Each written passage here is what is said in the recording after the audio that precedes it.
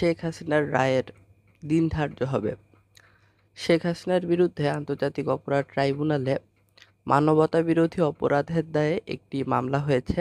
সেই মামলায় যুক্তিতর্ক উপস্থাপন শেষ হয়েছে।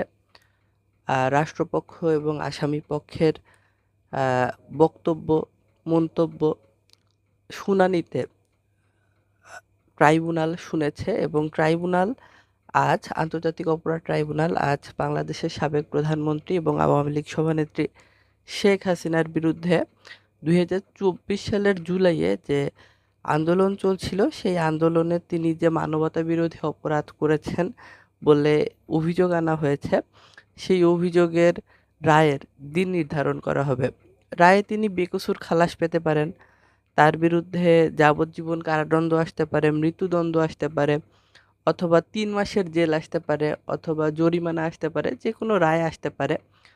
তো এই যে মামলায় মোট আসামি আছেন 3 জন: সাবেক প্রধানমন্ত্রী শেখ হাসিনা, সাবেক স্বরাষ্ট্রমন্ত্রী আসাদুজ্জামান খান কামাল এবং সাবেক পুলিশের মহাপরিদর্শক আইজিপি চৌধুরী আবদুল্লাহ আল মামুন।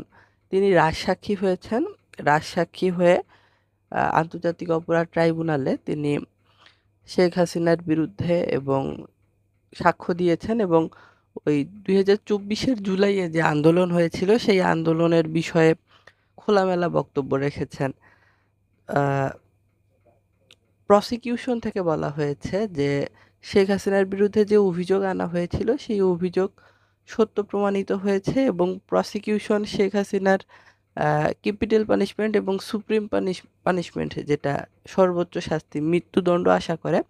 অপরদিকে শেখ হাসিনা যেহেতু পলাতক এবং তিনি যেহেতু ব্যক্তিগতভাবে কোনো আইনজীবী কোর্টে নিযুক্ত করেননি, তো রাষ্ট্রের পক্ষ থেকে শেখ হাসিনার জন্য আইনজীবী নিযুক্ত করা হয়েছে। তো রাষ্ট্রনিযুক্ত শেখ হাসিনার আইনজীবী কোর্টে বলেছে যে যদি সুষ্ঠু বিচার হয় তাহলে আমার মক্কেল তিনি বেকসুর খালাস পাবেন। রাষ্ট্রনিযুক্ত শেখ হাসিনার আইনজীবী আরও বলেন যে যতদিন পর্যন্ত কোটা সংস্কারের জন্য আন্দোলন ছিল, ততদিন আন্দোলনটা ছিল বৈধ। এরপরে যখন এক দফা দাবি দেওয়া হয় এবং এক দফা দাবিতে আন্দোলন হয়, তখন ওই আন্দোলনটা ছিল অবৈধ। কারণ হিসেবে রাষ্ট্রনিযুক্ত শেখ হাসিনার আইনজীবী বলেন যে শেখ হাসিনা গণতান্ত্রিকভাবে নির্বাচিত একটি সরকার প্রধান ছিলেন এবং তার দল রাষ্ট্র পরিচালনার দায়িত্বে ছিল। তো